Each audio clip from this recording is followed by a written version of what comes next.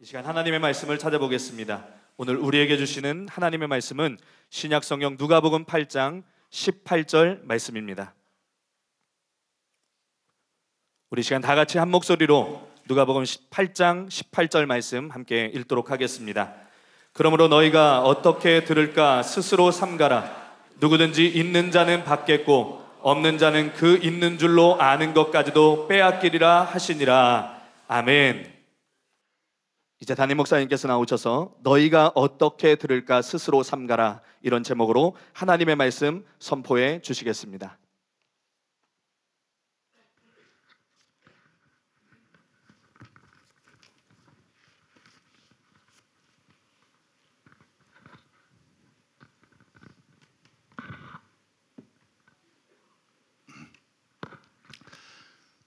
우리가 예수님이 말씀하신 씨 뿌리는 비유에 대해서 살펴보고 있습니다. 지난 시간에 여러분들한테 길가 같은 마음하고 또 돌밭 같은 마음 두 가지에 대해서 말씀해 드렸는데, 오늘은 나머지 두 가지에 대해서 말씀드리고 함께 은혜를 나누도록 하겠습니다.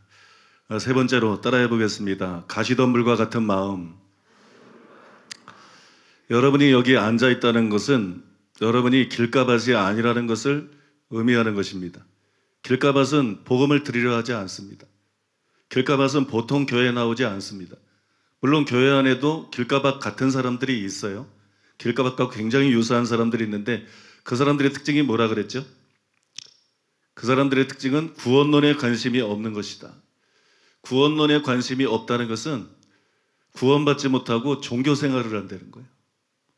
그러니까 교회 안에 종교생활하는 사람들이 얼마나 많은지 몰라요. 회개는 안 했어요. 예수님을 임금으로 진짜 모셔드리지도 않았어요. 성령으로 새 사람이 되지도 않았어요. 근데 열심히 성경 공부합니다. 열심히 기도합니다. 열심히 봉사하고 헌금하고, 어떤 사람은 열심히 목회하고, 어떤 사람은 선교사가 돼가지고 열심히 선교하다가 자기도 지옥 가고, 또 자기에게 가르침 받은 많은 사람 다수를 제대로 회개시키지 못했기 때문에 종교생활을 열심히 하다가 지옥 가게 만드는 그런 사람들이 많아요. 구원론에 관심이 없는 사람, 이런 사람들이 성도든지 목사든지 길가밭 같은 사람이에요. 예수님 당시에 길가밭 같은 사람의 대표적인 사람은 평신도들이 아니라 목회자들이었었어요. 바로 서기관들과 율법사들이었었어요. 랍비들이었어요. 오늘날도 여러분, 심지어 목사들 안에도 길가밭 같은 사람이 얼마나 많은지 몰라요. 마음이 길가밭 같기 때문에 구원론에 관심이 없고, 구원론을 제대로 모르기 때문에 목사가 됐는데 돈을 요구하는 거예요. 내가 교계에서 이단 시비 때문에 만난 목사들의 80% 이상, 거의 90% 이상이 저에게 돈을 요구했어요. 집을 사달라, 차를 사달라, 애 유학비를 대달라, 교회를 사달라, 14억을 달라, 별 인간들이 다 있었어요. 이것이 지금 한국 교회의 일부 현상이 아니라 80% 이상의 교계에서 활동하는 목사들의 상태다. 완전히 지금 썩어 문드러졌어요. 그런데 여러분, 왜 이러느냐? 구원론에 관심이 없는 거예요. 목사가 구원론에 관심이 있으면 하나님이 두려워서라도 헌금 그런 식으로 갈취할 생각은 못해요. 목사가 됐는데 구원론에 관심이 전혀 없이 종교생활하면서 목사가 되었기 때문에 그런 거예요. 기자들도 마찬가지예요. 진실에 관심이 없고 돈에만 관심이 있어. 얼마 전에도 기자들을 제가 만났다 그랬죠. 그 기자 중에 한 사람이 한 말을 제가 도저히 오래 시간이 지났는데도 잊혀지지가 않아요. 우리가 통합을 상대로 재판을 할 때 변호사비만 1억 이상이 들었어요. 그런데도 이 나라 법에는 아는 사람은 다 압니다. 구멍이 뚫려 있어요. 종교 문제에 대해서는 암만 거짓말을 하고 매도를 해도 그걸 처벌하지 않는 구멍이 뚫려 있어요. 이상한 법이에요. 그래서 그거를 헌법소원을 해서 바꾸길 원했지만 헌법소원도 안 받아줘. 나라에도 정의가 없어요. 오히려 일반인은 보호를 해도 목사들은 보호를 못하겠다. 그러니까 암만 불의한 일을 당하고 재판을 해도 질 수밖에 없는 거예요. 그 재판에 져도 변호사비는 그대로 다 나가요. 그러니까 참 내가 볼 때 변호사들도 불의한 것 같아. 우리 교회도 변호사님이 계시지만 지면 안 받아야지. 지면은 실비만 받고 안 받아야지. 저도 받고 이겨도 받고 뭐 이런 직업이 다 있나? 우리가 처음에 재판을 할 때부터 이길 수 있느냐 없느냐 다 이길 수 있다 그래. 그 이기는 일은 거의 없어. 그럼 안 받아야지. 실비만 받든지. 아무튼 다 받아. 이기면 또 성공 사례비라고 또 받아. 아, 이거 뭐 정의를 저기 하는 게 아니라 완전 무슨 돈 장난들 같아. 그래서 내가 그 재판한 얘기를 했어요. 그랬더니 나이 많이 든 기자 중에 한 사람이 나한테 대뜸 이래 말해.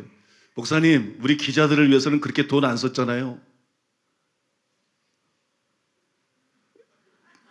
아, 내가 진짜 그걸 말이라고 하는 겁니까? 우리 기자들을 위해서는 돈 그렇게 안 썼잖아요. 우리 기자들 위해서 1억 써봤어요? 진실에 관심이 없어요. 다 하이에나들 같아. 하이에나들 같이 돈벌이에나 관심 있는 것이지 도대체 진실에 관심이 없어요. 이게 왜 이러느냐? 그 기자들도 대부분 목사라는데 이게 왜 이러느냐? 여러분, 구원론에 관심이 없는 거예요. 구원론에 관심이 없으면 불신자랑 똑같다는 말씀이에요. 세상 사람이랑 똑같다. 불신자들만 길가밭이 아니라 구원론에 관심이 없으면 사람이 여러분 길가밭이 되는 거예요. 그런데 우리 교회는 구원론을 강력하게 선포하는 교회입니다. 만약 구원론에 관심이 없다면 우리 교회에 오지 않았을 거예요. 그러므로 가족들에게 끌려나온 일부를 제외하고는 여러분은 전부 길가밭 같은 사람은 적어도 아니에요.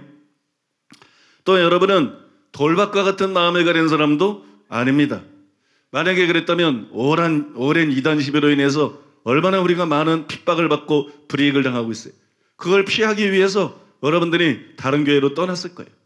다른 사람들이 그랬던 것처럼 여러분도 무엇이 옳고 그른지 관심 없이 이해타산을 하고 이해사산 때문에 다른 교회로 벌써 이 교회를 등지고 떠났을 것입니다. 핍박에 굴하지 않았기 때문에 여러분이 이 자리에 앉아 있는 거예요. 예수님은 을을 위해 핍박을 받는 자들은 복이 있다 그랬어요. 핍박을 안 받는 사람, 다른 교회 가서 핍박 안 받는 사람이 복이 있는 게 아니라 그 사람들은 복을 놓친 거예요. 이 교회에 다녀야 핍박을 받기 때문에.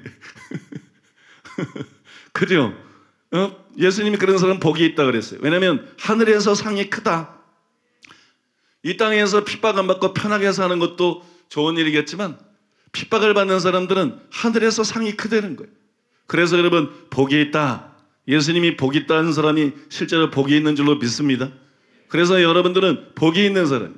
다른 사람은 교회가 하나뿐이야.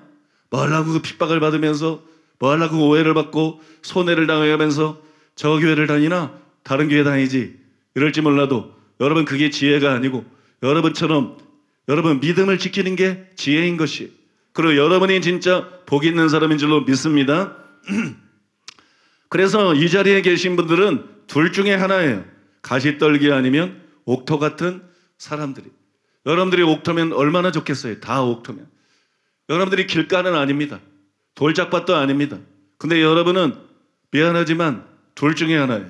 가시떨기 같은 마음을 갖고 있거나 옥토 같은 마음을 갖고 있거나 그런 의미에서 가시떨기에 대해서 우리가 살펴보는 것은 굉장히 의미가 있고 필요한 일이라고 생각됩니다. 누가복음 8장 7절 더러는 가시떨기 속에 떨어짐에 가시가 함께 자라서 기운을 막았고 가시떨기는 햇빛과 양분을 빼앗아 갑니다. 그죠? 햇빛, 양분. 그래서 이 두 가지가 기운을 막아요. 기운을 막아서 결실할 힘이 없어요. 햇빛을 못 받아서 양분을 충분히 섭취하지 못해서 자라기는 자라는데 잎사귀를 냈는데 열매를 맺을 그런 힘이 딸려요. 그런 힘이 없어요. 여러분들이 복음을 기쁘게 받아들였어요. 핍박에 굴하지 않았습니다. 그리고 열심히 신앙생활을 합니다. 열심히 교회 나오고 열심히 신앙생활을 하는데도 영적으로 힘이 없어요. 영적으로 기운이 딸려요. 죄를 이길 수 있는 힘이 없어요. 자기를 다스릴 수 있는 힘이 없어요. 그래서 하나님 말씀대로 살 수가 없어요. 이 안에 그런 분들이 있습니다. 틀림없이. 이 안에 그런 분들이 있는데 그건 왜 그러느냐? 분명히 복음을 받아들였고 분명히 핍박에도 굴하지 않고 분명히 나름대로 열심히 신앙생활하는데 왜 이렇게 영적으로 무기력하고 죄를 이기는 문제에 있어서는 무기력하느냐?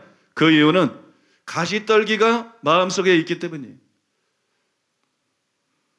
가시떨기가 그 마음 안에 자라고 있기 때문에 그 가시떨기가 기운을 막고 있기 때문에 그런 것이에요.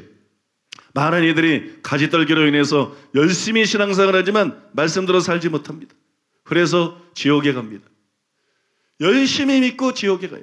복음을 거절해서 지옥 가는 게 아니고, 핍박에 굴복해서 배신해서 지옥 가는 게 아니고, 열심히 믿음을 지키고 열심히 신앙생활을 하는데 지옥에 가요. 왜냐하면 그 마음속에 가시떨기들이 자라고 있기 때문이에요.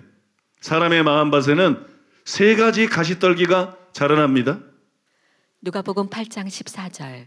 가시떨기에 떨어졌다는 것은 말씀을 들은 자이나 지내는 중 이생의 염려와 재물과 향락의 기운이 막혀 온전히 결실하지 못하는 자요.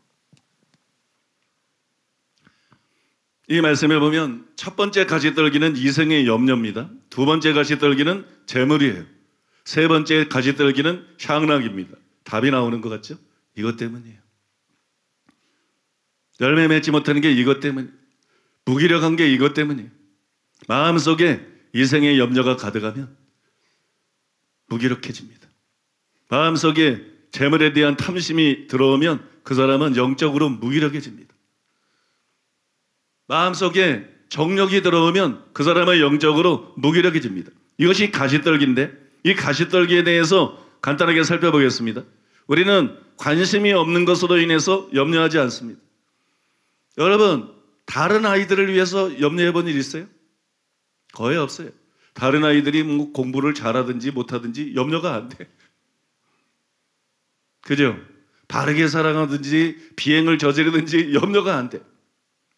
뭐 병이 걸렸다 그러면 안 됐다 이런 생각을 들지만 막 그것 때문에 잠 못 이루고 막 염려가 되고 막 이러지 않아요. 근데 내 아이에 대해서는 어때요?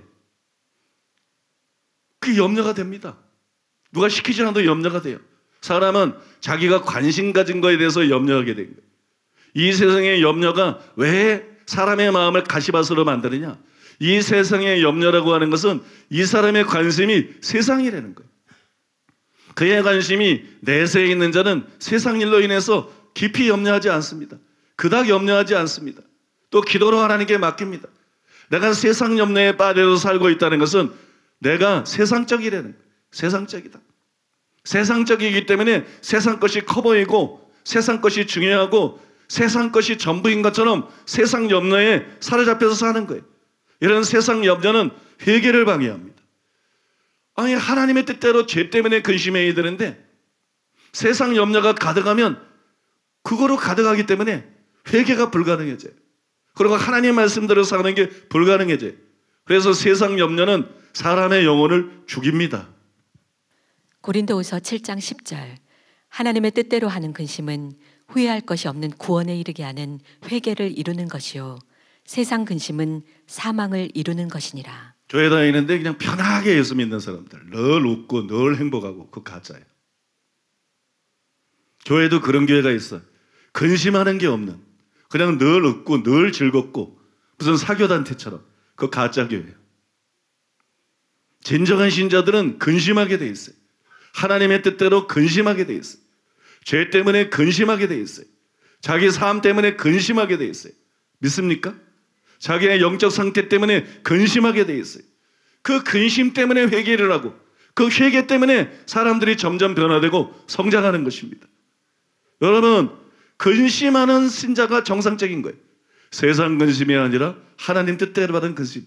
이것이 여러분 옥토박 같은 마음의 소유자인 줄로 믿습니다.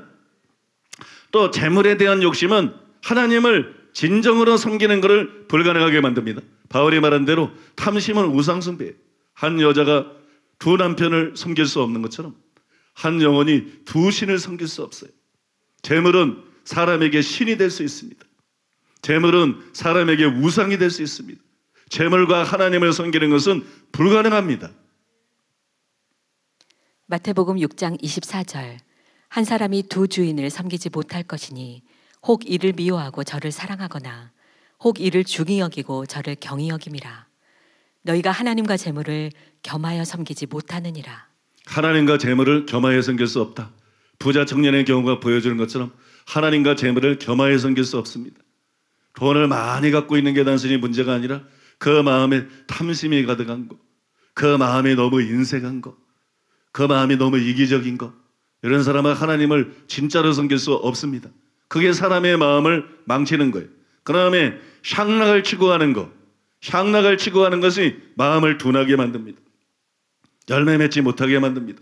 그래서 예수님은 롯의 때와 노아의 때 같이 음란방탕하게 될 마지막 시대에 사는 사람들을 위해서 이렇게 말씀을 했습니다. 누가복음 21장 34절로 36절. 너희는 스스로 조심하라. 그렇지 않으면 방탕함과 술 취함과 생활의 염려로 마음이 둔하여지고 뜻밖의 그날이 덫과 같이 너희에게 임하리라. 이날은 온 지구상에 거하는 모든 사람에게 임하리라. 이러므로 너희는 장차 올 이 모든 일을 능히 피하고 인자 앞에 서도록 항상 기도하며 깨어 있으라 하시니라. 방탕함 때문에 마음이 둔해진다. 그랬어요. 방탕함 때문에 마음이 둔해진다. 음란 방탕이 사람의 마음밭을 망치는 거예요. 열매 맺지 못하게 만드는 거예요. 여러분들이 예수님을 믿고 또 핍박에 굴하지 않고 열심히 신앙생활하는데 영적으로 무기력하다. 다른 데는 다 유능하는데 죄를 이기는 데에서만큼은 젬병이다. 죄를 이기는 데 하나님께 순종하는 데에서만큼은 무기력하고 아무리 했어도 안 된다. 이건 왜 그러냐 그러면 그 힘이 햇빛을 받아야 오는 거예요. 그 힘이 양분을 빨아들여야 되는 거예요. 식물에 비유할 때. 믿습니까? 근데 그걸 방해하는 게 가시떨기인 거예요. 여러분 마음속에 가시떨기가 자라고 있기 때문에 그런 것이에요. 그것이 이 세상의 염려일 수 있어요. 세상적인 마음일 수 있습니다. 그것이 여러분 재물일 수 있어요. 탐심일 수 있습니다. 그것이 여러분 향락일 수 있어요. 정력적인 것일 수 있어요. 이것이 여러분들을 무기력하게 만드는 거예요. 이것이 여러분 마음밭을 망치는 거예요. 그래서 여러분들이 열매 맺는 사람이 되려면 반드시 이 세 가지 가시떨기를 마음에서 제거해야 되는 거예요. 그냥 교회 나오고 말씀 듣고 열심히 신앙생활한다고 되는 문제가 아니라는 거예요. 여러분 마음속에서 가시떨기를 제거하지 않으면 희망이 없는 거예요. 양용희 교수님은 이렇게 말했습니다. 예수님은 길가나 돌밭이나 가시덤불을 기경하여 좋은 밭을 만들면서까지 결실하도록 하지는 않으신다. 예수님은 누구에게나 말씀하시고 초청하시지만 그 반응까지 억지로 바꾸려 하지는 않으신다.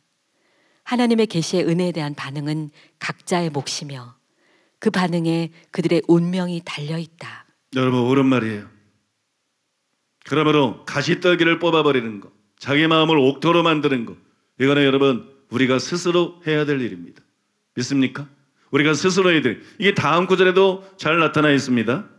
예레미야 4장 3절로 4절. 여호와께서 유다와 예루살렘 사람에게 이와 같이 이르노라. 너희 묵은 땅을 갈고 가시덤불에 파종하지 말라. 유다인과 예루살렘 주민들아, 너희는 스스로 할례를 행하여 너희 마음 가죽을 베고 나 여호와께 속하라.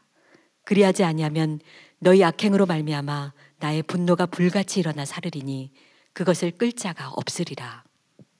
여러분 마음속에 더 이상 가시떨기를 용납하지 마십시오. 마음에 더 이상 가시떨기가 자라게 내버려 두지 마십시오. 이 세상의 염려, 재물, 향락을 좋아하는 마음, 이걸 회개함으로써 뽑아버리시기 바랍니다. 이걸 회개하고 뽑아버려서 마음을 기경하시고 여러분 마음을 옥토바스로 만드세요. 그러고 난 다음에 말씀을 듣고 그러고 난 다음에 신앙생활을 해야 열매를 맺을 수 있는 거예요. 하나님의 말씀대로 사는 하나님의 참 백성이 될 수 있는 줄로 믿습니다. 세 가지 밭에 대해서 지난 시간과 지금까지 말씀을 드렸는데 이 세 가지 밭에 대해서 간단하게 좀 정리를 해보겠습니다. 신앙생활에 세 가지 적이 있어요. 3대 적이 있는데 첫째는 마귀고 두 번째는 육신이고 세 번째는 세상입니다. 이게 신앙생활의 3대 적이에요. 그런데 이것을 보여주는 것이 이 세 가지 밭이에요. 길가밭이라고 하는 것은 길가밭이 보여주는 적은 마귀죠. 새들이 와서 쪼아갔다. 마귀라고 그랬죠. 길가밭에 나타나고 있는 적은 마귀입니다. 돌밭에 나타나고 있는 적은 육신이에요. 육신은 편하기를 원해요. 안락하기를 원해요. 고난과 핍박 이런 거 원하지 않습니다. 그 다음에 가시밭이 보여주고 있는 적은 뭐예요? 가시밭이 보여주고 있는 적은 세상이에요. 세상. 이생의 염려, 재물, 향락, 세상이죠. 한마디로 말하면 세상이죠. 이 세 번째 적을 보여주고 있는 거예요. 이 세상은 신앙생활을 망치는 치명적인 적입니다. 아주 위협적인 세력입니다. 이것이 다음 성구들을 읽어보면 우리가 충분하게 알 수가 있습니다. 디모데후서 4장 10절. 대만은 이 세상을 사랑하여 나를 버리고 데살로니가로 갔고. 야고보서 4장 4절. 가늠한 여인들아, 세상과 벗된 것이 하나님과 원수됨을 알지 못하느냐. 그런즉 누구든지 세상과 벗이 되고자 하는 자는 스스로 하나님과 원수되는 것이니라. 요한일서 2장 15절로 17절. 이 세상이나 세상에 있는 것들을 사랑하지 말라. 누구든지 세상을 사랑하면 아버지의 사랑이 그 안에 있지 아니하니 이는 세상에 있는 모든 것이 육신의 정욕과 안목의 정욕과 이생의 자랑이니 다 아버지께로부터 온 것이 아니요 세상으로부터 온 것이라. 이 세상도 그 정욕도 지나가되 오직 하나님의 뜻을 행하는 자는 영원히 거하느니라. 심각하죠. 세상은 이렇게 치명적인 것이, 세상을 사랑하는 것과 하나님의 뜻을 행하는 것은 정반대입니다. 세상을 사랑하는 사람은 하나님 뜻을 행하지 않습니다. 하나님을 사랑하는 사람은 세상을 사랑하지 않습니다. 세상 것을 추구하지 않습니다. 세상을 사랑하는 자는 하나님 말씀대로 살 수가 없어요. 세상을 사랑하면 옥토밭이 될 수가 없어요. 세상을 사랑하는 마음 가지고는 아무리 설교를 들어도 말씀을 깨달을 수가 없고 그 말씀대로 살아갈 수가 없습니다. 그래서 이 세상, 바꿔 말해서 우리 마음에서 자라고 있는 가시들, 이 생의 염려, 그 다음에 재물, 향락을 사랑하는 마음, 이걸 제거하지 않으면 희망이 없습니다. 이걸 우리 마음에서 제거하지 않고 이걸 우리 마음에서 뽑아버리지 않고 천국 갈 수 있는 가능성은 없습니다. 구원받을 수 있는 가능성은 없습니다. 하나님의 백성이 될 수 있는 가능성은 없습니다. 아까 내가 이 땅의 정치 목사들, 소수가 아니라 다수를 점유하고 있는 정치 목사들에 대해서 얘기했죠. 이단이냐 아니냐 사실에 의해서 가리는 건데 그 자기들의 의무지. 무슨 돈들을 그렇게 요구합니까? 그죠? 그 돈이 어떤 돈입니까? 그 무슨 재벌에게서 돈 뜯어내는 겁니까? 그 돈이 어떤 돈입니까? 성도들이 바친 헌금 아닙니까? 어떻게 이 목사라는 자들이 그 헌금을 공돈처럼 뜯어먹지 못해서 하얀 애처럼 달려들고 그렇게 난리들입니까? 그 마음속에 재물에 대한 욕심이 그 사람의 마음을 망쳐놓고 그 사람을 가짜로 만드는 거예요. 지옥의 자식으로 만드는 거예요. 얼마나 많은 목사들이 지옥의 자식들인지. 사랑하는 여러분, 여러분 마음속에 있는 가시떨기를 뽑지 않으면 목사들도 희망이 없는 거예요. 그런데 여러분들 마음속에 가시떨기를 뽑지 않고 어떻게 진짜 신자가 되겠어요? 어떻게 구원을 받겠어요? 어떻게 천국을 가겠어요? 이거는 여러분 심각한 것입니다. 여러분 마음을 여러분이 압니다. 여러분 마음에 무엇이 자라고 있습니까? 하나님의 말씀이 자라고 있어야 돼요. 설교 듣고 뿌려진 하나님의 말씀이 자라고 있어야 돼요. 그 말씀대로 살고자 하는 소원, 그 말씀대로 살고자 하는 결단, 그 말씀대로 살고자 하는 진지한 노력이 여러분 안에서 보여야 돼요. 그런데 말씀은 들은 듯 만 듯하고 여러분 마음속에는 그저 뭘 먹을까, 뭘 마실까, 뭘 입을까 세상 염려로 가득하고 여러분 마음에는 어떻게 해야 돈을 더 많이 수 있을까? 많이 벌 수 있을까?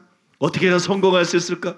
그냥 관심이 재물에 있고 그저 음란한 생각을 하고 음란한 것들을 보고 여러분 음란을 추구하고 있으면 그게 여러분의 정체예요. 여러분이 옥토밭이 아니라는 거예요. 가시밭이라는 거예요. 여러분은 열매 맺는 하나님의 백성이 아니라는 거예요. 복음이 여러분 안에서 실패하고 있다는 거예요. 씨를 뿌린 것은 열매 맺게 하기 위함인데 잎사귀만 무성하고 가지만 무성해서 그 무화과나무처럼 사람 볼 때에는 아주 열심히 신앙생활하는 사람 같고 사람 볼 때는 아주 잘 믿는 사람 같고 진짜 같지만 여러분 진짜가 아니라는 거예요. 그러면 여러분 오늘 말씀을 심각하고 진지하게 받아들이시고 여러분 속에 있는 가시떨기가 무엇인지 여러분이 압니다. 그 가시떨기를 회개를 통해서 결단하고 제거하시기 바랍니다. 뿌리 뽑으시기 바랍니다. 여러분의 마음을 옥토로 만드시기 바랍니다. 그래서 하나님 말씀대로 사는 여러분 되시기를 예수님의 이름으로 축복합니다. 네 번째로 따라해 보겠습니다. 옥토와 같은 마음. 예수님은 네 가지 밭, 즉 네 가지 마음에 대해서 말씀했습니다. 이것은 네 가지 종류의 사람이 있다는 거예요. 사람이 네 가지입니다. 구체적으로 예를 들어보면 길가는 서기관과 바리새인 같은 사람들입니다. 오늘날도 이런 사람들이 많습니다. 서기관과 바리새인 같은 사람들, 그들은 예수님의 말씀을 전혀 들으지 않았어요. 관심이 없었어요. 그들이 예수님의 말씀을 들은 것은 흠잡기 위한 거예요. 공격하기 위한 거예요. 설교를 듣고 흠잡는 사람들, 설교 끝나고 난 다음에 흠잡는 사람들이 있어요. 뭐 설교가 이렇지, 뭐 길이가 어쩌고, 뭐 이 길가밭이에요. 왜 똑같은 사람은 똑같은 설교를 들고 어떤 사람은 깨닫고 어떤 사람은 눈물을 흘리고 어떤 사람은 삶이 변화되는데 왜 똑같은 설교를 듣고 어떤 사람은 설교 끝나자마자 흠을 잡습니까? 그죠? 그 마음의 길가밭이기 때문이에요. 그 마음의 길가밭이기 때문에. 또 여러분, 돌밭 같은 사람은 어떤 사람이에요? 예수님을 많은 사람들이 따랐어요. 군중들이 따랐어요. 발로 밟힐 만큼 따랐어요. 근데 나중에 핍박이 오니까 다 날라가. 아무도 없어. 이게 길가밭이, 돌짝밭이. 그죠? 그렇게 많은 사람이 따랐는데 유대 당국이 예수님을 핍박하니까 다 날라가고 없어요. 이게 돌짝밭입니다. 그 다음에 가시떨기밭은 어떤 사람이에요? 구체적인 예를 지금 들고 있는 거예요. 가시떨기 같은 사람은 바로 가룟 유다 같은 사람. 가룟 유다 같은 사람. 복음도 받아들입니다. 그죠? 그 다음에 핍박이 와도 굴하지 않습니다. 계속 예수님을 따라갑니다. 근데 그 속에 뭐가 있었어요? 탐심이 있었어요. 그 속에 뭐가 있었어요? 주님이 아니라 세상이 자리 잡고 있었어요. 그래서 예수님을 돈 받고 팔아넘기는 거예요. 예수님께 가까이 있고 교회에 열심히 다니고 신앙생활 잘하는 것 같고 심지어는 사도였어요. 목회자 중에 목회자였어요. 사도였지만 가시떨기. 내가 정치 목사 얘기한 게 전혀 이상한 게 아니에요. 그 다음에 여러분, 옥토는 어떤 사람이에요? 옥토 같은 사람은 바로 베드로입니다. 야고보입니다. 요한입니다. 말씀을 듣고, 그죠? 말씀을 듣고 다 버려두고 예수님을 따르는 거예요. 핍박이 와도 넘어질 때는 있어서도 회개하고 끝까지 예수님을 따르는 거예요. 그죠? 그리고 마음속에 정치 목사들처럼 돈, 명예, 권세 이런 게 목적이 아니고 영혼을 구원하고 하나님이신 사명을 감당해서 살다가 여러분 순교당하고, 이 사람이 여러분, 이런 사람들이 바로 옥토와 같은 마음을 가진 사람. 우리는 다 옥토 같은 마음을 가져야 됩니다. 근데 여러분들이 다 옥토 같은 마음을 가졌으면 얼마나 좋겠어요. 그런데 여러분, 현실은 그렇지 않죠. 베니 토마스는 이런 의미심장한 고백을 했습니다. 어느 날 나는 집에서 흐트러진 서랍을 정리하다가 아내와 내가 믿은 지 얼마 되지 않아서 다녔던 교회에 낡은 등록교인 명부를 발견했다. 그 등록 명부를 넘겨보던 중 나는 문득 이 비유에 담겨있는 진리를 깨닫게 되었다. 그 등록 명부에 올라있는 사람들 가운데 다수는 이미 예수께서 경고하신 함정에 희생되고 말았다. 어떤 사람들은 주님과의 영광스러운 경험을 한 후에 갑자기 주님께 등을 돌리고 이전의 생활 방식으로 돌아갔다. 다른 사람들은 잠시 견디지만 환난과 핍박을 당하게 되자 믿음을 버렸다. 한때는 그리스도 때문에 열정에 불타 있었지만 천천히 세상의 유혹에 빠져들어가고 있는 사람도 있었다. 그러나 예수께서 이 비유에서 예언하신 것처럼 일부 사람들은 그들의 삶 가운데 좋은 열매를 맺으면서 신실한 제자들로 남아있기도 했다. 그리고 어떤 사람들은 다른 사람들보다 더 많은 열매를 맺는 삶을 경험하기도 했다. 간단하게 말하면 무슨 얘기예요? 예수님의 비유가 단순히 비유가 아니다. 지나간 과거를 돌이켜보면 이게 현실이다. 이게 진짜다. 여러분들이 다녔던 교회들을 생각해 보세요. 또 여러분들이 사랑하는 교회 다녔으면 지난 시간 다닌 그 기간들을 생각해 보세요. 여러분이 만난 많은 사람들 가운데 이 네 가지 밭이 다 나옵니다. 그죠? 어떤 사람은 복음을 거절하고 냉정하게, 교회 나왔지만 복음을 안 받아들이고 떠나고, 어떤 사람은 잘 믿는 것 같지만 핍박이 오니까 떨어져 나가고, 어떤 사람은 핍박에 굴하지 않지만 세상적 일에서 그죠? 탐욕적이라서 또 정욕적이라서 하나님 말씀대로 살지 못하고 그런데 매여서 살고, 어떤 사람은 하나님의 말씀을 잘 듣고 깨닫고 그 다음에 그 말씀대로 살면서 평화와 기쁨을 누리고, 어떤 사람은 그 정도가 아니라 막 100배의 열매를 맺으면서, 그죠? 100배의 열매를 맺으면서 하나님께 큰 은혜를 받고 큰 능력을 받고 또는 큰 복을 받고 그렇게 아름다운 간증으로 하나님께 영광을 돌리며 살아가고, 이게 여러분 실제라는 거예요. 앞으로 1년이 지나면, 앞으로 5년이 지나면, 앞으로 10년이 지나면 여기 앉아있는 사람이 다 이렇게 앉아있지 않다는 거예요. 여기 앉아있는 사람들이 다 이런 상태가 아니라는 거예요.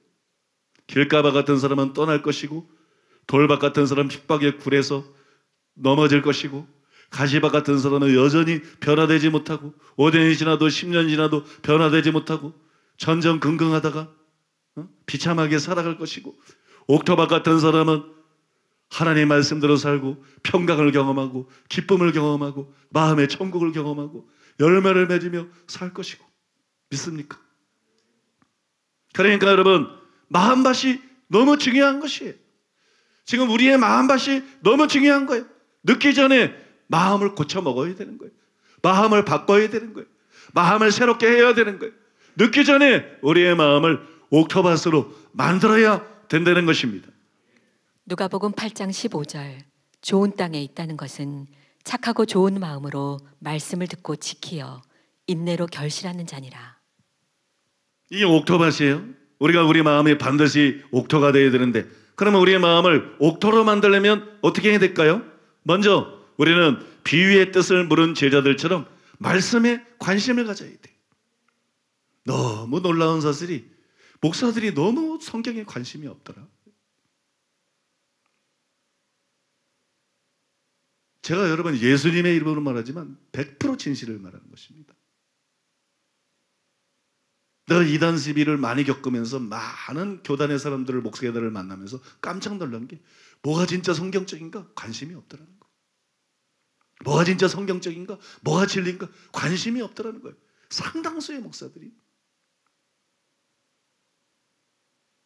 이게 가짜입니다, 여러분. 가짜.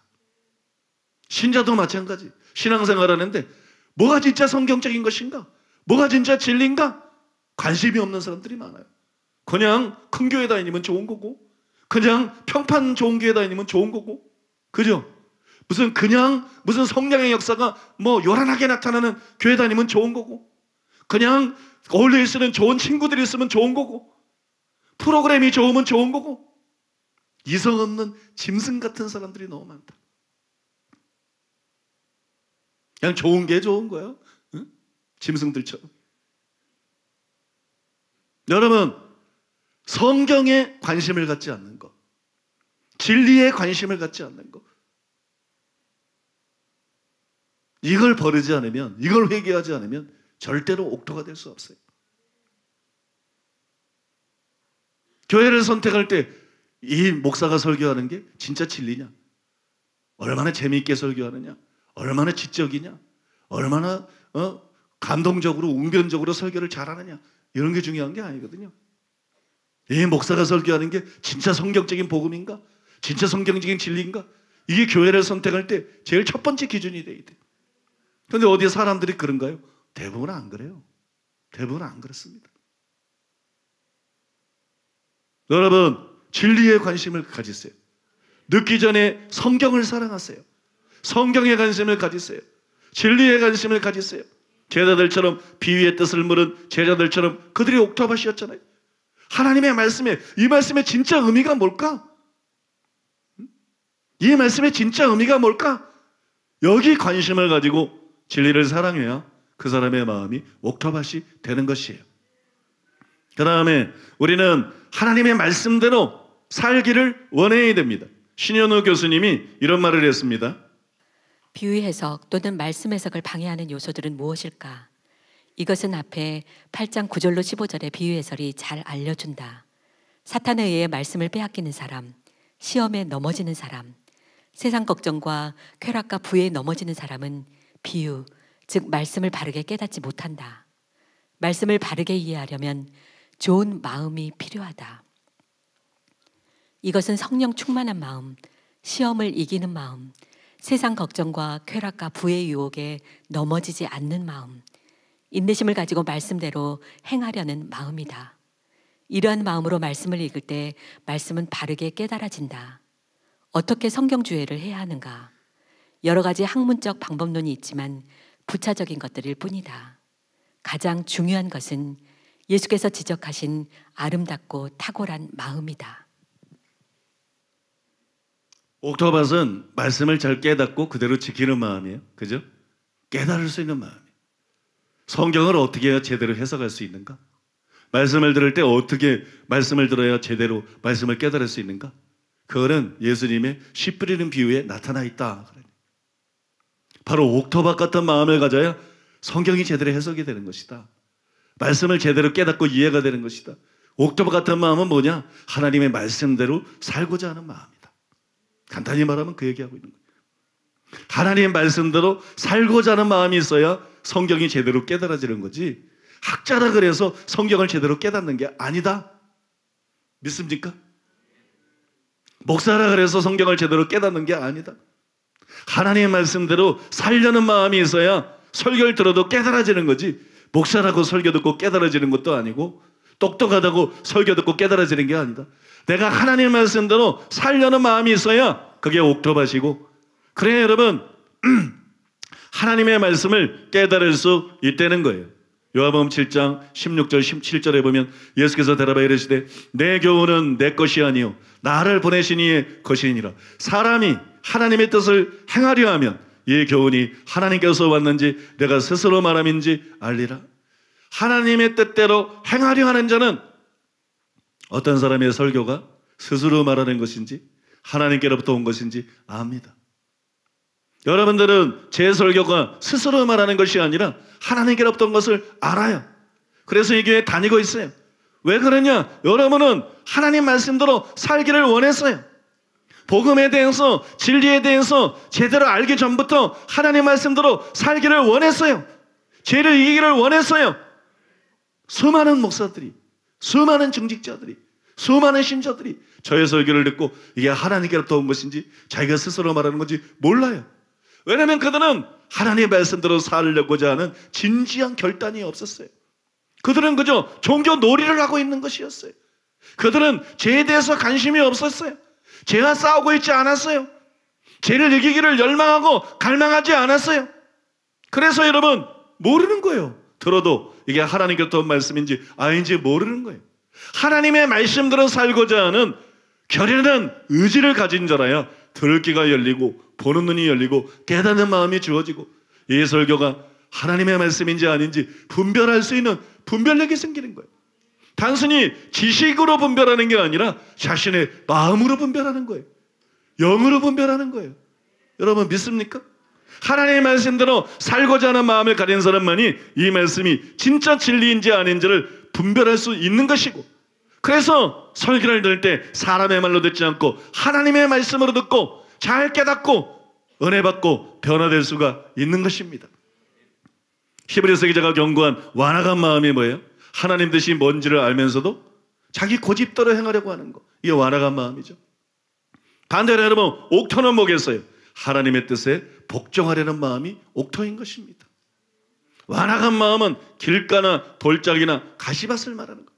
하나님의 뜻이 뭔지 아는데 그래도 자기의 고집대로 행하려고 하는 거, 자기의 뜻대로 하는 거. 그러면 옥토는 뭐겠어요? 하나님의 뜻대로 행하고자 하는 마음.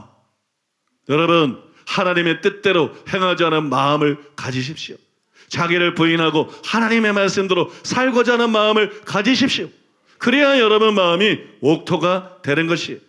그리고 여러분 번외로 하나 더 말씀을 드리면 옥토와 같은 마음을 가지려면 하나님을 사랑해야 됩니다.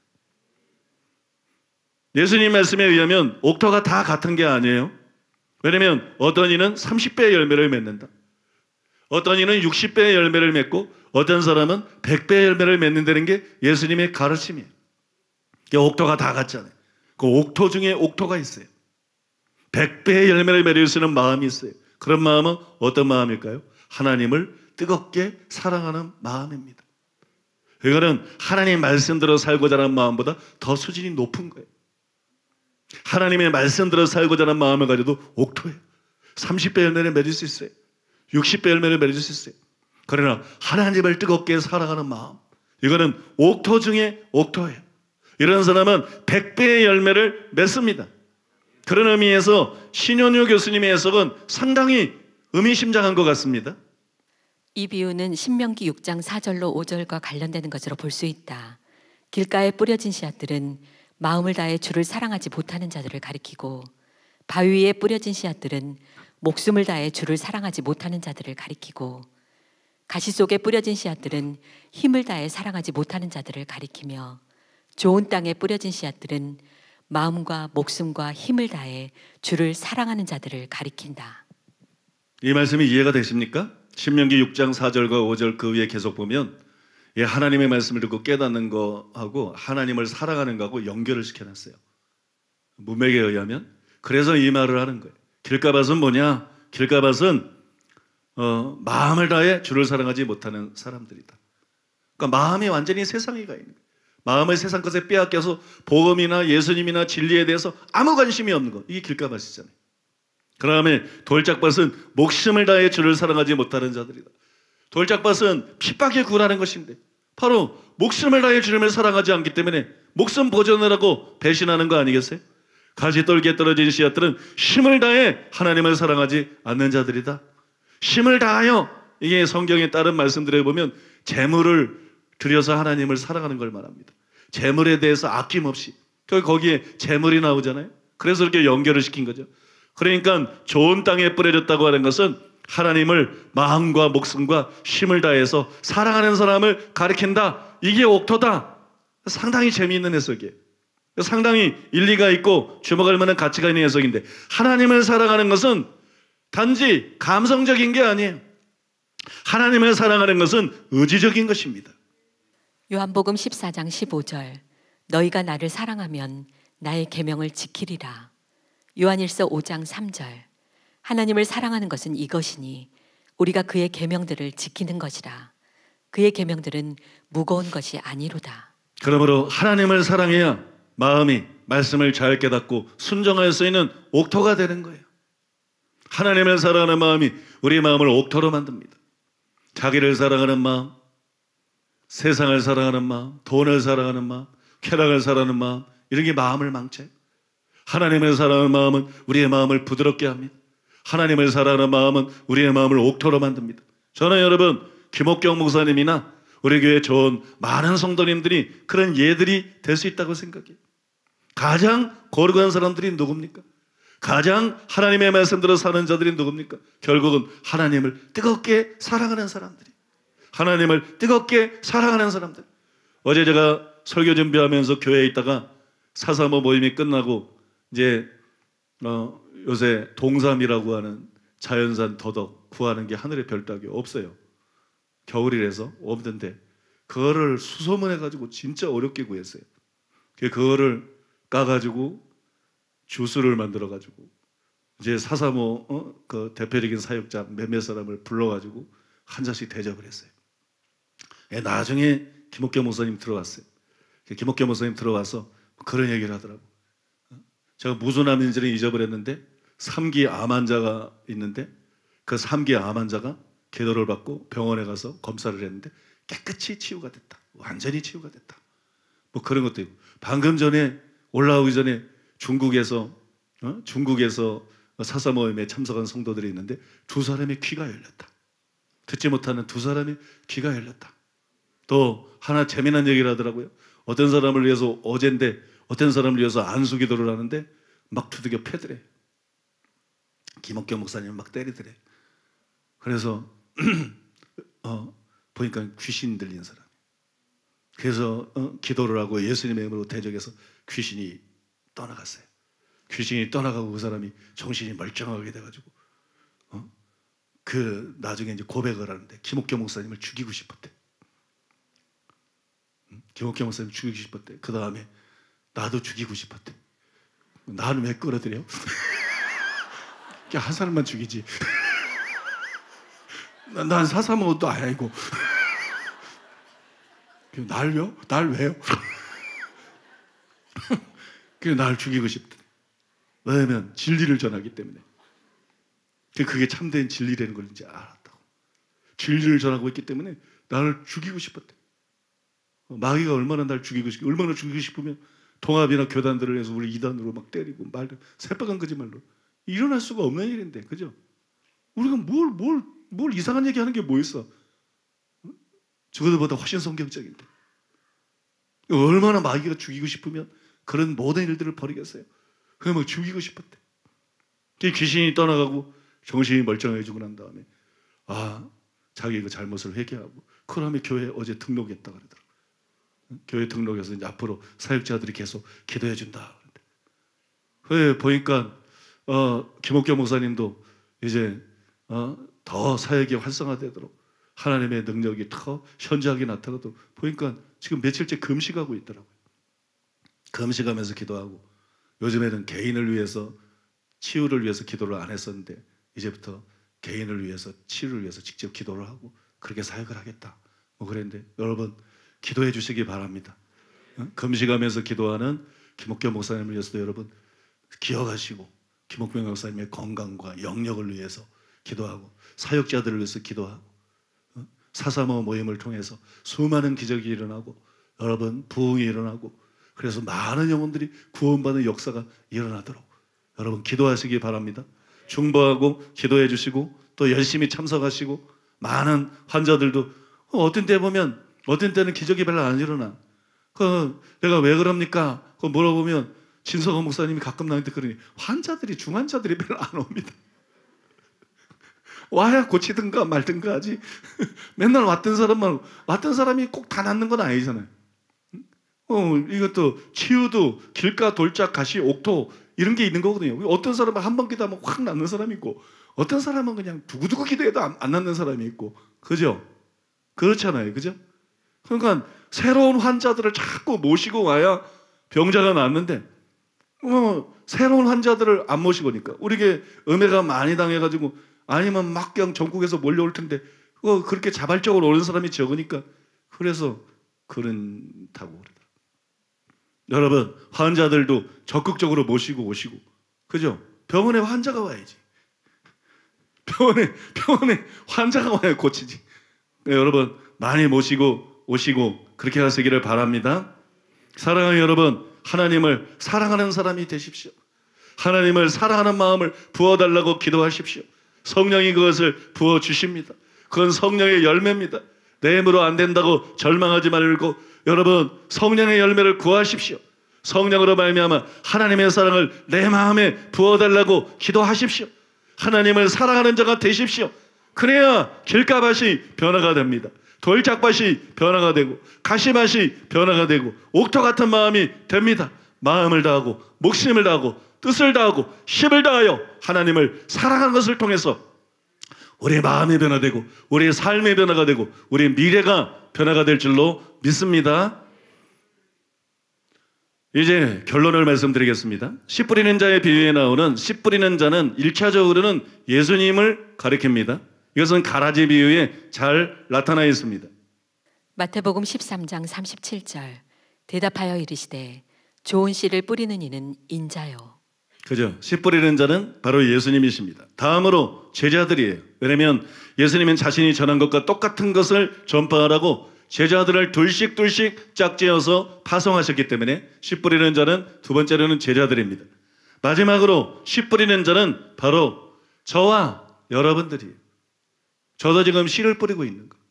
저와 여러분들이 씨 뿌리는 자입니다. 왜냐하면 주님은 온 천하에 다니며 만민에게 복음을 전파하라. 내가 너에게 가르친 모든 것을 가르쳐서 지키게 하라. 우리에게 분부하셨기 때문에 여러분 씨 뿌리는 자는 결국 저와 여러분들입니다.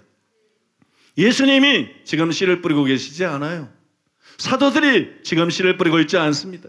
지금 이 시대에 씨 뿌리는 자는 바로 여러분 저와 여러분인 것을 믿습니다. 그래서 우리는 이제 씨를 뿌리는 자가 되어야 돼요. 옥토 같은 마음으로 말씀을 듣고 구원받은 다음에는 그 다음에는 우리는 단순히 말씀을 듣는 자가 아니라 씨를 뿌리는 자가 되어야 됩니다. 한번 따라해 봅시다. 나는 단순히 말씀을 듣는 자가 아니라 씨를 뿌리는 자로 부르심을 받았다. 여러분 정체성을 분명히 아시기 바랍니다. 사명을 아시기 바랍니다. 여러분은 씨 뿌리는 자예요. 우리가 뿌린 씨가 모두 결실을 하면 얼마나 좋겠어요? 그러나 대부분 그렇지 않습니다. 이것은 예수님의 비유뿐만 아니라 전도서에도 잘 나타나 있습니다. 전도서 11장 6절. 너는 아침에 씨를 뿌리고 저녁에도 손을 놓지 말라. 이것이 잘 될는지 저것이 잘 될는지 혹 둘이 다 잘 될는지 알지 못함이니라. 그런데 우리는 이것 때문에 실망하면 안 돼요. 우리가 뿌린 씨가 다 열매 맺는 건 아니다. 어떤 것들은 열매를 맺지 못한다. 어떤 것들은 헛수고처럼 보인다. 이것 때문에 실망할 것이 아니라 이것 때문에 위로를 받아야 돼요. 역으로. 이것 때문에 위로를 받고 이것 때문에 격려를 받아야 돼요. 아니 왜 이것 때문에 실망할 것이 아니라 위로와 격려를 받아야 되느냐? 양영애 교수님이 그걸 잘 표현했습니다. 이 비유는 부차적으로 하나님 나라의 복음을 전하는 제자들에게 격려의 메시지를 제공해 주는 것으로 보인다. 복음을 들은 사람들은 되게 좋은 반응을 보이지 않을 것이다. 그러나 그런 가운데에도 분명 어떤 이들은 끝까지 좋은 반응을 보일 것이며 그런 반응을 보이는 자들은 결실을 맺게 될 것이다. 그리고 그 결실은 대단한 결과로 나타나게 될 것이다. 이는 분명 복음을 전하는 모든 제자들에게 귀중한 격려와 소망의 메시지가 아닐 수 없다. 복음을 전하는데 쓸모없는 것 같아. 많은 사람들이 거절하고, 그죠?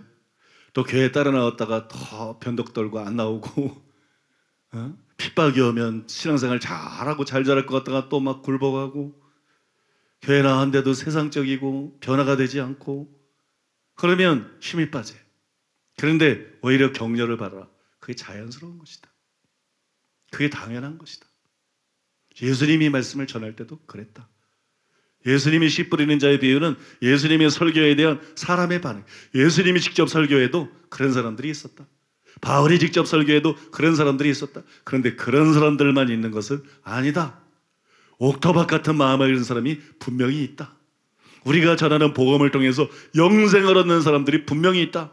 변화되는 사람들이 분명히 나타난다. 분명히 그런 사람들이 나타난다.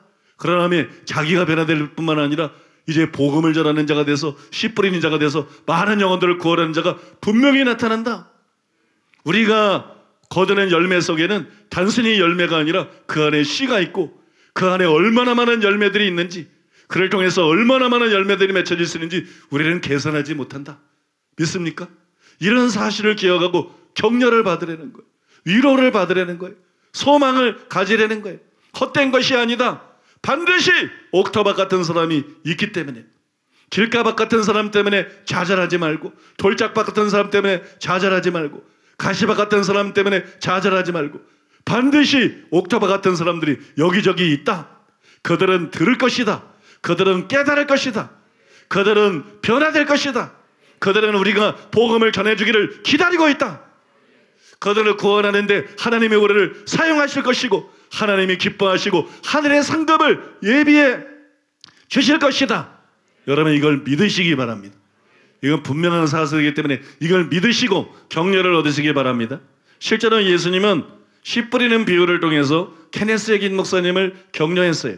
그 간증이 성경적 치유와 건강이라는 책에 나와 있는데 여러분들에게 읽어드리겠습니다. 몇 년 전에 어떤 지역에서 설교를 한 적이 있었습니다. 나의 설교가 크게 효과를 내지 못한 것 같았습니다. 그래서 가요로 금식하며 기도하는 집회를 시작했습니다. 그러던 어느 날 주님께서 나에게 이렇게 말씀하셨습니다. 네 사람 중에 한 사람만 내가 말하는 것을 알아들을 것이라고 내가 미리 너에게 말했다. 내가 말했습니다. 무엇을요? 주님께서 말씀하셨습니다. 네 사람 중에 한 사람만 내가 말하는 것을 알아들을 것이라고 내가 미리 너에게 말했다. 그리고 그 말을 알아듣는 4분의 1 중에서도 3분의 1만 충분한 열매, 즉 100배 결실을 가져올 것이다. 나는 주님께서 무슨 말씀을 하시는지 금방 알아듣지를 못했습니다. 그래서 물었습니다. 주님께서 지금 무슨 이야기를 하시는 겁니까? 그러자 주님께서 나에게 질문하셨습니다. 너는 씨 뿌리는 자의 비유를 기억하지 못하느냐? 제가 기억하지요. 내가 말했습니다. 그러자 주님께서 그 비유를 나에게 설명해 주셨습니다. 씨 뿌리는 자가 나가서 씨를 뿌렸다. 어떤 씨는 길가에 떨어지자 공중의 새들이 그것을 먹어버렸다. 그것이 말씀을 들었지만 이해하지 못한 1/4 1의 사람들이다. 마귀가 와서 그들에게서 말씀을 빼앗아간 것이다. 물론 내가 마귀에게 허락을 하지 않았다면 마귀는 빼앗아갈 수 없기 때문에 그들이 그렇게 허용을 해주었던 것이다. 어떤 씨는 돌밭에 떨어지자 즉시 싹이 나왔다. 너는 하룻밤새에 영적 거인이 될 것처럼 보이는 사람들을 본 적이 있었느냐? 그들은 말씀에 곧잘 반응을 보이지만 깊이가 하나도 없다. 뿌리가 없는 거야. 그래서 해가 떠올라 그들에게 내리쬐면 그들 마음속의 말씀이 금방 시들어 죽어버린다. 그 다음에는 그것이 사라져서 어디로 갔는지 알지 못한다. 그게 말씀을 깨닫지 못한 1/4 2의 사람들이다. 그 다음 주님께서 말씀하셨습니다. 어떤 씨는 가시와 엉겅퀴에 떨어졌는데 그것은 이생의 염려를 말한다. 많은 사람들이 생활의 염려에 너무 신경을 쓴다. 그 염려로 인해 씨가 질식을 당하여 아무런 결과도 내지 못한 채 죽어버린다. 그러므로 그것은 말씀을 깨닫지 못한 4분의 3의 사람들을 나타낸다. 그러나 감사하게도 어떤 씨는 좋은 땅에 떨어져 30배, 60배, 100배의 결실을 가져왔습니다. 나는 씨 뿌리는 자의 비유를 알고 있었지만 그런 식으로는 전에 한 번도 생각해 본 적이 없었습니다. 주님께서 말씀하신 것에 나는 정말로 깜짝 놀랐지만 또한 그것은 나에게 격려가 되었습니다. 나는 내가 생각해 왔던 것보다 더 잘하고 있다는 것을 알았습니다. 여러분, 이 말씀이 격려가 되지 않으세요? 저는 이 말씀 때문에 격려를 많이 받았어요. 우리 교회 좋은 성도님들이 참 많습니다. 근데 또 때때로는 그렇지 않은 분들도 제법 있어요. 어떤 분들은 길가밭 같고 어떤 분들은 돌짝밭 같고 어떤 분들은 가시밭 같고 어떤 성도들은 말씀에 반응하지 않고 어떤 사람들은 핍박을 피하기 위해서 옳은 걸 알면서도 교회들을 등지고 떠나가고 어떤 사람들은 참 인색하고 그죠? 인색하고 또 세상적이고 변화가 되지 않고 그것으로 인한 어떤 좌절감, 절망감 같은 게 제 속에 있었어요. 옛날에는 사방에서 우리에게 모여오니까 그런 게 이렇게 보이지 않았어요. 그러나 오랫동안 음해를 당하면서 그죠? 사방에서 몰려오는 추세가 아니다 보니까 이제 그런 것들이 나에게 심각하게 와닿았어요. 그런데 이 간증을 통해서 제가 많은 격려를 받았습니다. 많은 위로를 받았어요. ken혜성이 목사님 그렇게 말했어요. 나는 내가 생각해 왔던 것보다 더 잘하고 있다는 것을 알았다. 아, 예수님이 설교를 했어도 얼마나 많은 사람들이 떠나갔던가, 얼마나 많은 사람들이 배신했던가, 얼마나 많은 사람들이 더디게 변화되고 또는 변화되지 않았던가. 그러나 예수님의 말씀을 듣고 또 분명하게 변화된 사람들이 있고 완전하게 변화된 사람들이 있고 이게 정상이구나. 나는 왜 우리 교회가 전부 변화된 성도만 있기를 원했는가? 나는 왜 우리 교회 성도가 전부 30배, 60배, 100배 열매 맞는 것만 기대를 했는가? 어떤 의미에서 이게 정상인 거구나. 정상적으로 교회가 돼가고 있는 것이구나. 생각하는 것보다 교회 상태가 좋은 것이구나. 내가 생각하는 것보다 잘 돼가고 있는 것이구나. 이제는 길가밭이나 돌짝밭이나 가시밭을 바라보지 말자. 씨 뿌리는 자가 돌짝밭 바라보고 길가 가시밭 바라보고 씨 뿌리는 건 아니잖아요. 옥토밭을 바라보고 열매를 바라보고 씨를 뿌리는 거 아니에요. 이제는 말씀을 듣고 깨닫고 변화되는 성도들로 인해서 기뻐하자. 그들로 인해서 즐거워하자. 거기에서 의미를 찾자. 거기서 보람을 찾자. 여러분, 제가 이 말씀을 통해서 상당히 격려를 받았어요. 빌 브라이트가 쓴 CCC의 창시자죠. 빌 브라이트가 쓴 담대히 전하라. 그 책에 나오는 글이 있어요. 예수님은 전도에 실패하셨는가? 그런 글이에요. 예수님은 전도에 실패하셨는가? 이런 글인데 이 글도 굉장히 격려가 됩니다. 그래서 읽어드리기를 원합니다. 예수님은 전도에 실패하셨는가? 우리 주님의 선교사역은 몇 가지 흥미로운 의문을 제기하게 한다. 그분께서는 전도에 실패하셨는가? 부자 청년이 하나님을 그의 삶의 첫째 가는 위치에 모시기를 거부하며 그분으로부터 떠나갈 때 그분은 실패하셨는가? 가룟 유다가 그분을 자기의 메시아로 영접하지 않았기 때문에 그분은 실패하신 것인가? 그분과 함께 십자가에 못 박힌 강도 중에 한 사람이 그를 주님으로 인정하지 않았기 때문에 그분은 실패하셨는가? 그분을 둘러싼 군중들 중에 많은 사람들이 그분을 받아들이지 않았기 때문에 그분은 실패하신 것일까? 우리 주님 자신이 그분의 지상에서의 사역을 다 마치시고 하늘에 계시는 그분의 아버지께 드린 기도 속에서 이 의문에 대한 대답을 하셨다. 요한복음 7장 17장 4절에서 5절, 아버지께서 내게 하라고 주신 일을 내가 이루어 아버지를 이 세상에서 영화롭게 하여사오니, 아버지여, 창세전에 내가 아버지와 함께 가렸던 영화로서 지금도 아버지와 함께 나를 영화롭게 하옵소서. 그러한 거부에도 불구하고 우리가 실패라고 부르고 있을지라도 우리 주 예수님은 그분의 사역이 완벽에 가까운 것으로 알고 계셨던 것이다. 그분은 아버지의 명령에 순종하셨다. 그분은 하늘의 메시지를 전해주셨고 그의 죽음과 부활로 그 일을 완수하시려고 하셨다. 그분은 자신을 거부한 사람들을 슬프게 생각하셨지만 그러나 결코 실패하지 않으셨다. 그분은 하나님께서 그에게라고 주신 모든 일을 다 이루셨다. 하나님께서 요구하시는 것은 우리의 순종이다. 하늘에 계시는 우리 아버지께서는 한 가지 일 위에는 아무것도 더 이상 요구하지 않는다. 그것은 너희가 온 천하에 다니며 만민에게 복음을 전파하라는 그분의 명령에 우리가 순종하는 것이다. 성공적인 전도는 성령의 능력 안에서 그리스도만을 전하고 그 결과는 하나님께 맡기는 것이다.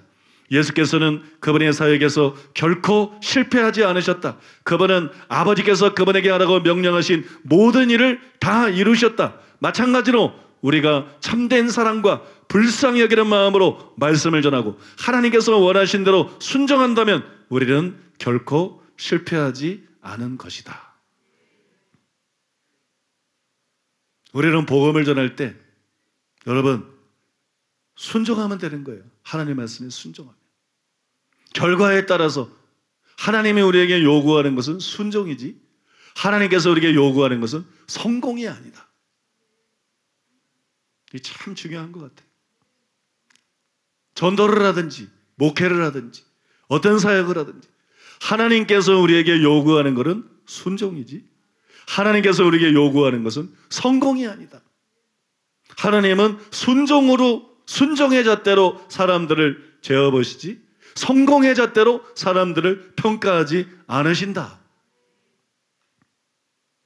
선지자들을 성공의 잣대로 평가한다 그러면 선지자들은 대부분 심판을 받아야 돼.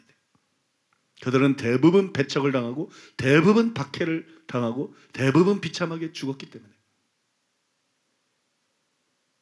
노아가 큰 자입니까? 요나가 큰 자입니까?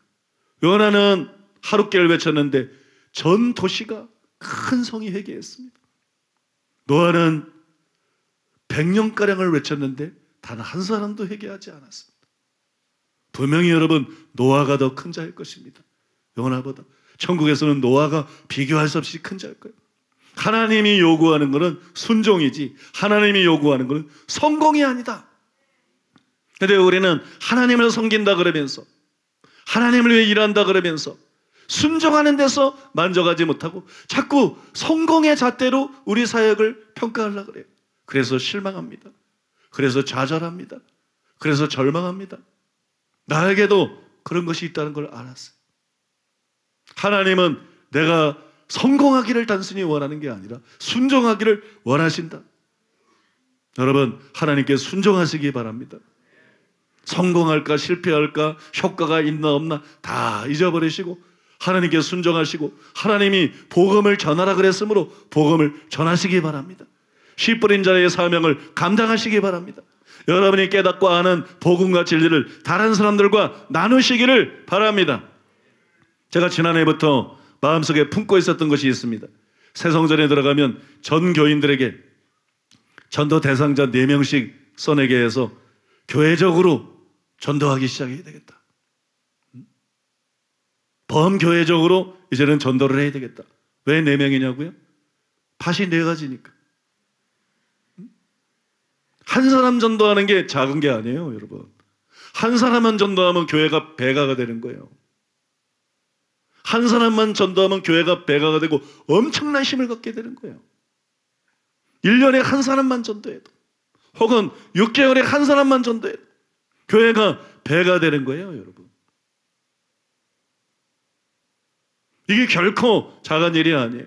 내가 4명에게 복음을 전했는데 3사람이나 반응이 없었다. 절망할 문제가 아니라는 거예요. 3사람의 반응이 없어도 한 사람만 열매 맺는 자가 됐어도 이거는 여러분 성공이라는 거예요. 예수님 말씀에 의하면 이것은 여러분 성공입니다. 심지어 노아처럼 한 명도 전도하지 못했다 할지라도 내가 복음을 전했다면 하나님 볼 때는 성공인 것입니다. 믿습니까? 복음을 안 받아들인 것은 그 사람들의 문제지, 여러분 복음을 전한 자체만으로 성공이에요. 여러분 이번 주에 여러분들이 전도대상자 4명을 생각해 두시기 바랍니다. 전도대상자 4명을 생각해 두셨다가 다음 주 주보와 함께 그 전도대상자 카드를 넣어드릴 거예요. 주보에 그거를 작성해서 나가실 때 헌금함에다 넣어주시기 바랍니다. 이미 함도 만들었어요. 투명한 함을 만들었는데, 태신자 함 이렇게 해가지고 투명한 함을 만들었는데 요 강대상 앞에다가 다음 주부터 그걸 놔둘 것입니다. 그래서 여러분들이 전도 대상자 써낸 그 카드를 전부 그 위에 놓고, 우리가 매주 주일날마다 설교하기 전에 동성으로 기도하잖아요. 그럼 동성으로 기도할 때 다 그 함을 향해서 손을 뻗고, 사단아 예수님의 이름으로 이 영혼들에게서 손을 뗄지어다. 사단아 예수님의 이름으로 이 영혼들을 놓을지어다. 주님 이 영혼들을 불쌍히 여기시고 빛을 비추어 주시옵소서. 이들의 마음을 만져 주시옵소서. 이들의 눈을 열어 주시옵소서. 이들이 구원받고 하나님의 백성이 되게 하여 주시옵소서.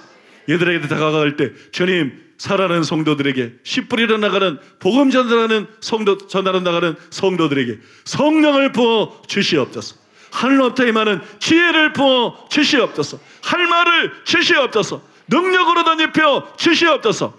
그래서 효과적으로 복음을 전하고 영혼들을 구원하게 하여 주시옵소서. 그리고 여러분 또 그 주의 생활 속에서 전도하고 우리가 그렇게 할 것입니다. 믿습니까? 이제는 여러분 교회적으로도 그래야 될 때가 되었어요. 그래서 돌파하고 나가야 됩니다. 하나님께서 우리에게 맡기신 사명을 감당하고 이루고 성취해야 됩니다. 예수님께서 다 이루었다 말씀하신 것처럼 우리 개인적으로도 교회적으로 하나님께서 맡기신 사명을 다 이루고 주님 앞에 가고 주님께 인정받고 칭찬받는 저와 여러분들이 되어야 될 줄로 믿습니다. 한번 옆에 계신 분들에게 마지막으로 인사 한번 할까요? 한번 인사하시기 바랍니다. 당신이라 그러면 좀 그러나? 그 뭐라 그러나? 형제님이, 자매님이, 아니면 성도님이 아시는 대로 하세요. 저는 모르겠으니까 여러분이라 그럴게요. 응용해서 옆 부분을 부르세요. 뭐 아는 권사님이면 권사님이, 뭐 장로님이면 장로님이. 그 장로님 보고 형제님 그러면 안 돼요. 형제래도 같은 형제가 아니에요. 아무튼 그렇게 부르세요. 여러분이 생각하는 것보다 훨씬 더 이 일을 잘 해낼 수 있습니다. 그리고 순종이 곧 성공입니다. 믿습니까? 여러분이 생각하는 것보다 훨씬 더 이 일을 잘 해낼 수 있습니다. 너무 많은 성도들이 전도 왕들의 얘기만 들어서, 왕은 워낙 하나밖에 없는 거야. 왕은 워낙 숫자가 극소수인 거야. 우리가 복음을 전했을 때 4사람에게 실패했어도 괜찮습니다. 한 사람만 구원해도 성공한 것입니다. 그러면 여러분 순종 그 자체로 이미 성공한 것입니다. 그래서 여러분 이번 주부터 여러분들이 하나님께 순종하는 삶을 살아가게 되시기를 바랍니다.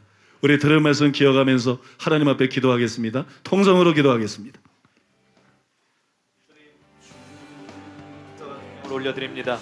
오늘도 우리에게 말씀하신 주님, 그 무엇보다 주님의 말씀을 우리가 듣기를 원합니다.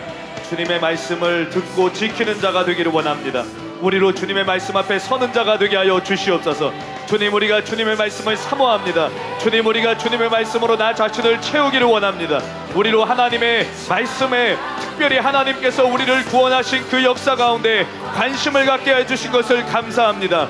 많은 오해와 박해 속에서도 주님 교회를 등지지 않고 주님 이곳에 앉아 진리의 말씀을 듣게 하신 것을 감사합니다. 특별히 주님 오늘 말씀을 듣고 들은 대로 순종하여 4명의 전도자를 마음에 떠올리기를 원합니다. 주님 이 땅 가운데 구원이 시급하지 않은 사람은 단 한 사람도 없습니다. 주님 이 땅 가운데 예수님이 필요하지 않은 사람은 단 한 사람도 없습니다. 주님 그 누구일지라도 이 땅 가운데 있는 사람 모두, 우리가 만나는 많은 인간관계 속에 있는 사람들 모두 예수님을 만나야 할 충분한 이유가 있습니다. 우리가 예수님이 필요했던 것처럼, 그래서 이곳에서 옥토와 같은 마음으로 말씀을 듣고 우리도 점점 변화된 것처럼 주님 우리의 마음에 품은 자들 역시 예수님이 필요합니다. 예수님을 믿고 변화되어야 합니다. 그들도 옥토와 같은 마음을 가지고 있습니다. 그들도 옥토와 같은 마음을 가지고 듣기를 원하고 있습니다. 하나님, 듣기를 원한다 할지라도 듣지 못한다면 어찌 믿을 수 있겠습니까?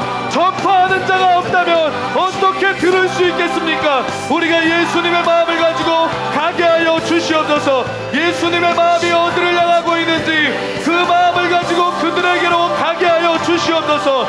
예수님께서 이 땅 가운데서 가르치고 전파하고 치유하셨던 것처럼 우리도 일어나 예수님의 마음으로 전파하게 하여 주시옵소서. 우리가 인내를 가지고 전도대장단을 마음에 떠올리고 기도하며 복음을 전파할 때에 복음을 듣는 자들의 영적인 기후가 변화되게 하시고, 먹구름과 같았던 그들의 마음일지라도 거부감이 사라지게 되고 이제 그 마음을 돌이켜 주님의 말씀 앞에 달려나오는 역사가 있게 하여 주시옵소서. 주님, 영혼전도에 있을 뿐만 아니라 오늘 우리의 마음을 또한 점검하기를 원합니다. 우리가 구원론에 많은 관심을 가지고 있다 할지라도 오랜 핍박 속에서도 굴복하지 않고 이 자리에 있었다고 할지라도 때로는 우리의 마음같이 가시떨기와 같았음을 고백합니다. 하나님의 시간 점검하게 하여 주시옵소서. 내 마음밭을 오늘 하나님의 말씀 앞에 비추게 하시고 주님 직시하게 하시고 변화되게 하여 주시옵소서. 기경하게 하여 주시옵소서.